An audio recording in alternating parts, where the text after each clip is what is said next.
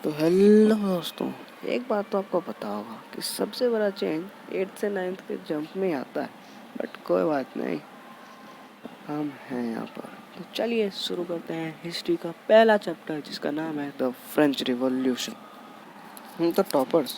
एक बात पता है आपको, हिस्ट्री का most interesting and most dangerous chapter इस फ्रेंच रिवॉल्यूशन को ही कहा जाता है। तो बात है 14 जुलाई 1789 की सुबह की।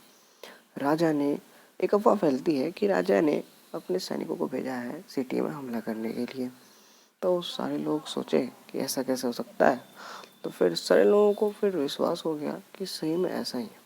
तो फिर 7,000 आदमी और महिलाएं टाउन हॉल के सामने पीपल्स मिलिशिया बनाए, जिसका मतलब होता है खुद की आर्मी बनाए। और उसके बाद उन लोगों ने बेस्टिल नामक एक प्रिजन पर हमला कर दिया और वहाँ पर 7 कैदियों को रिहा कर दिया।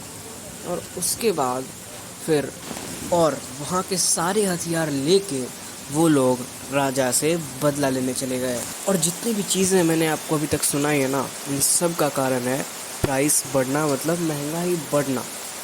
और सबसे ज़्यादा जो जिसकी महंगाई बढ़ी थी और जिसकी नीड थी लोगों को, वो थी ब्रेड की प्राइस। और इन सब का कारण था किंगडम पे लोन पड़ने की वजह से। लुइस 16 के कारण नहीं, लुइस 16 के जनरेशन के कारण उन लोगों ने बहुत सारा लोन ले लिया था अदर कंट्रीज से।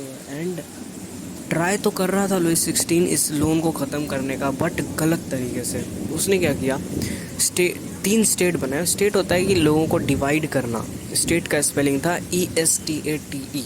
इसमें कि 3 स्टेट डिवाइड किए। पहला जो 2 स्टेट था वो था क्लर्जी और नोबिलिटी का, इसमें अमीर लोग आते थे। और जो थर्ड स्टेट था ना, उसमें आते थे गरीब लोग।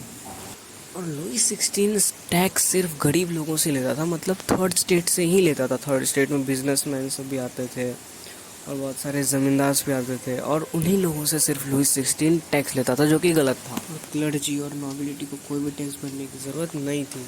और फिर ब्रेड का प्राइस इतना इंक्रीज़ होने के बाद ब्रेड एक तो सबसे ज़्यादा लोगों का नीड था। सबसे ज़्यादा जैसे इंडिया में सबसे ज़्यादा रोटी का नीड होता है, उसी तरीके से फ्रांस में ब्रेड का रोटी से भी ज़्यादा नीड था।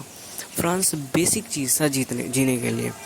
और इसी के कारण इसी चीज़ को सबसिस्टेंस क्राइसिस कहा जाता है, जब लोगों के बेसिक नीड्स भी पूरी ना हो सके। और जो ये इस चैप्टर का अगला पार्ट है, जो कि बहुत ही ज़्यादा मुश्किल है, बच्चों को मुश्किल लगता है, उसके लिए एक वीडियो फॉर्मेट में आपके लिए पार्ट दिया जाएगा, जिससे आप बहुत अच्छी तरीके से एनिमेशन देख के समझ सकते हैं।